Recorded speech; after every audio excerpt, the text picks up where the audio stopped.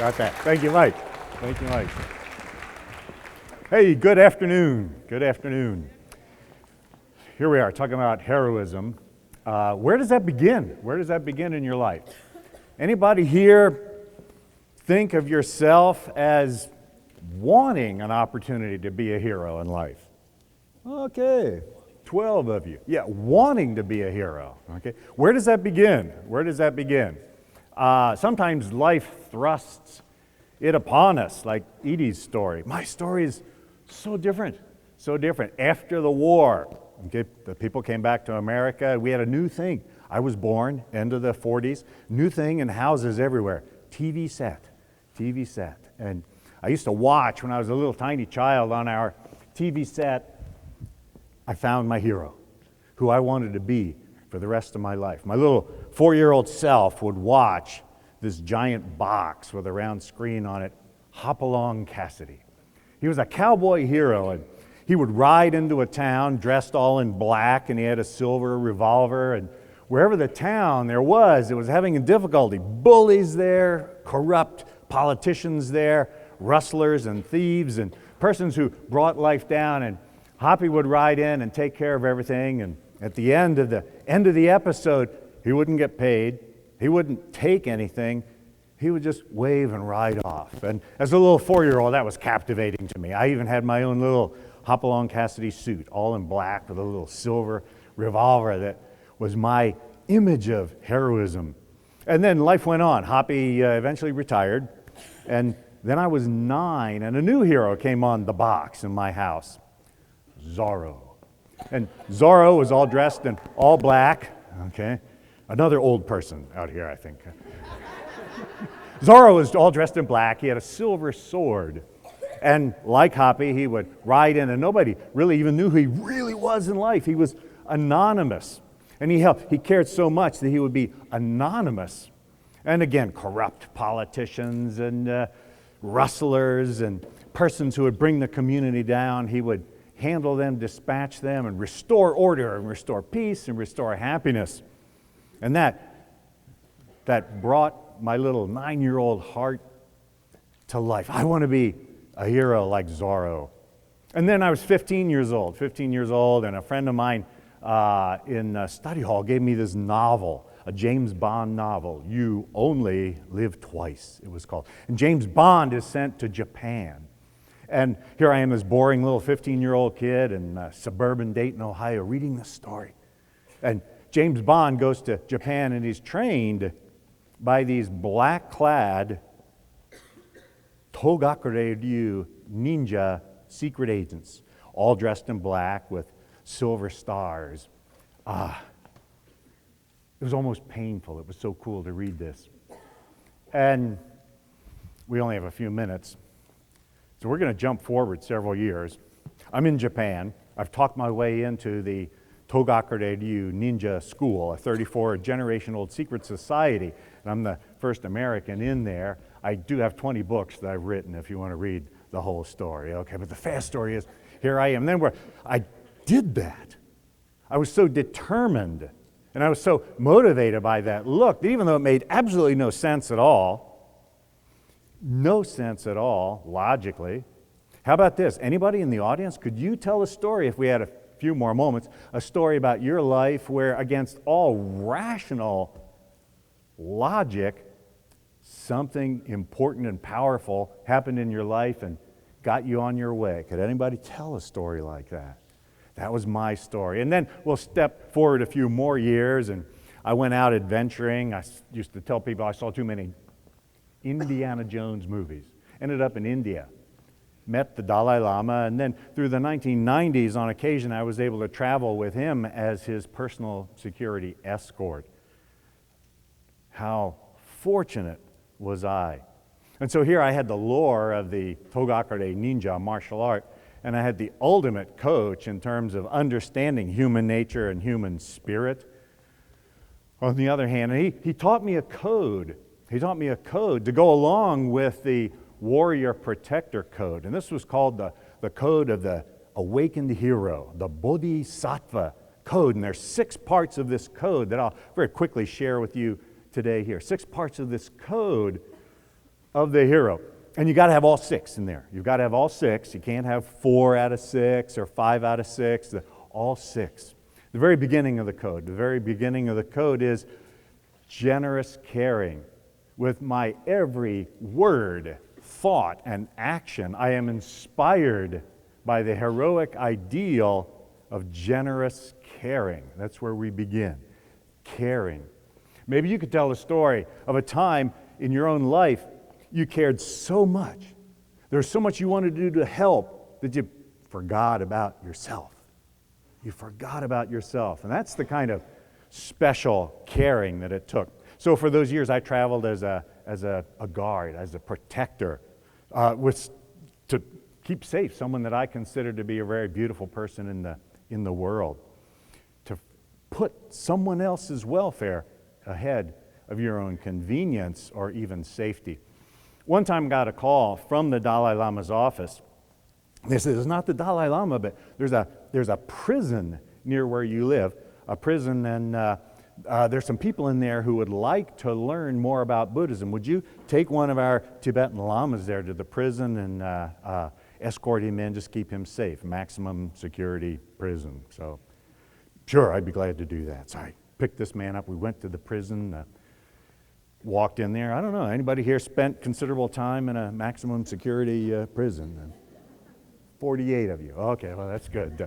No, so we were in the prison and going through the security and so forth. It took so long that they finally said, well, the meeting that was scheduled is kind of late. We're going to have lunch. You want to have lunch with us at the prison? Why not? I'm always up for an adventure. So the Tibetan Lama and I went into where this lunch was going to be served in the prison. And we're looking around, and I asked him, have you ever been in an American prison? He said, no. And I said, well, just stay close to me, and it'll be okay.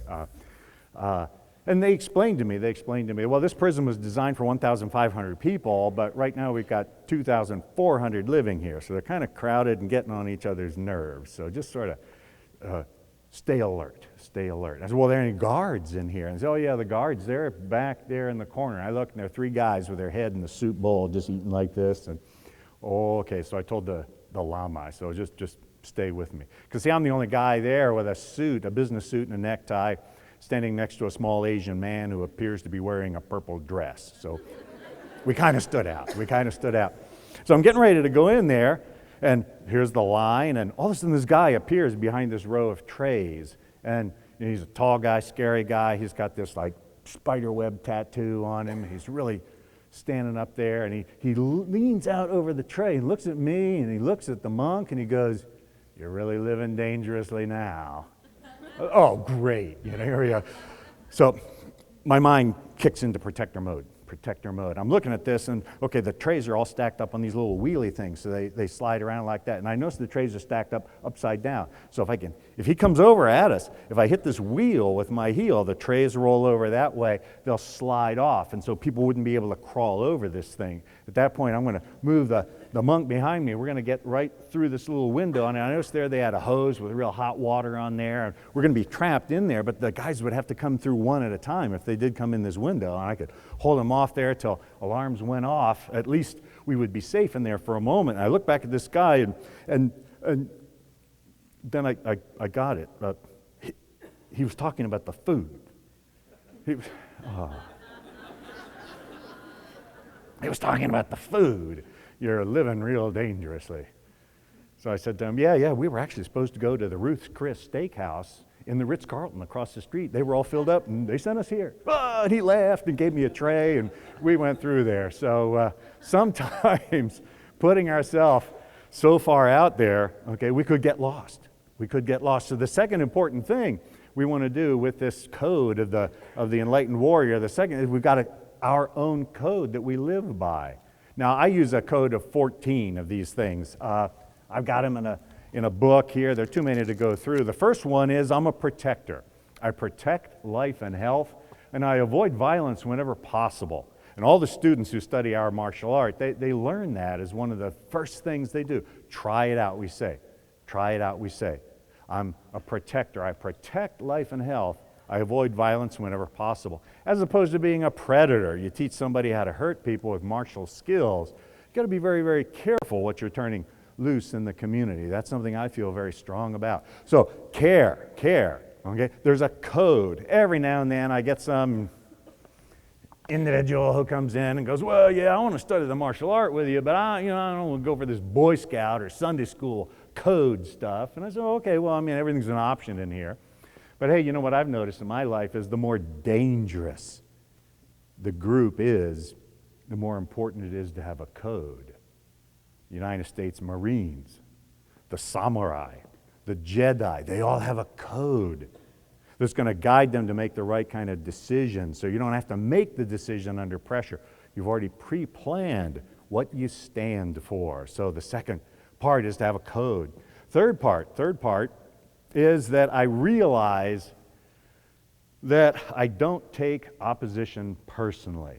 It's called enduring or patience. I don't take opposition personally. My experience is sometimes the brighter you are, the more beautiful your message and the more you're trying to help out there in the world, there's a counter force that comes back up.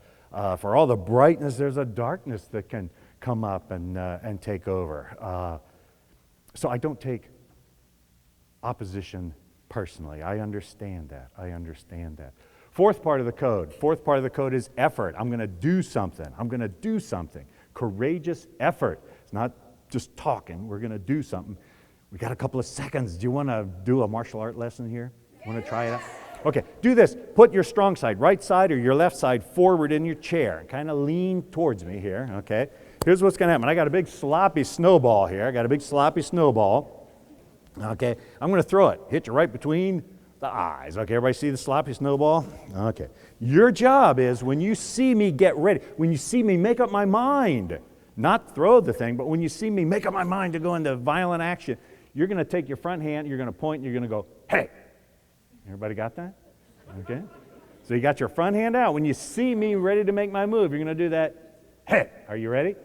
Let's do a rehearsal. Try it. Ready? Here's the snowball. Okay. Now I'm going to be tricky with you. See if you can tell when I'm about to throw it. Nah, you're too jumpy. Need a little seasoning. Ah, there you go. Okay, let's be a little more subtle. Are you ready? Okay, you tuned in. You got to be tuned in. What? There it is. I didn't even get my hand in the air. Oh, you're great. All right. You're great. Yeah, so training, putting into action. Number five is called meditation. But what it means is I'm here, I am now. I am here, I am now. I'm in the moment. Okay? And six is called wisdom. We go through all these experiences, okay? Our heart blossoms, our heart's broken. We help, we do our best, we come back, and the wisdom is the part that guides all the rest of that. So very, very quick overview of what I've been working on in my life that I share as the code of the hero that the Dalai Lama taught me after I finished training with the Grandmaster of the Ninja. I care. Okay? We've got a code that we live by. Okay? I don't take opposition personally. Okay? I do stuff. All right? There is effort and courage in there, connection and wisdom. Hey, may you live a heroic life. May you find the stories that bring your life into blossom. So wonderful to be here and share with you today. Thank you. Thank you.